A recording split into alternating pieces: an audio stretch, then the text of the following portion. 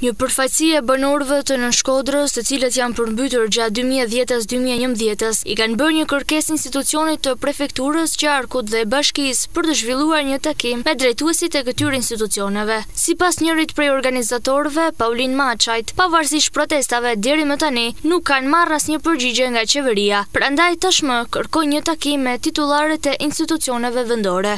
Me ardhur një përfaqësi e zonave të përmbytura, kur kërkojmë takimin me institucionin vendor, me kryetaren e bashkisë, me prefektin e Shkodrës dhe me kryetaren e qarkut.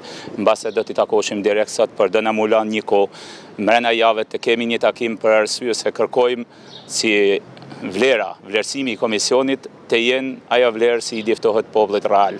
Ne kërkojmë çdo gjë të ligjshme dhe për këtë gjë jemi dhe protestojmë çdo radhë dhe nuk i kemi ndaluar protestat. Nëse i shkputme, arsyeja vetme ishte se priqim një përgjigje nga institucionet dhe nga kryeministri i vendit.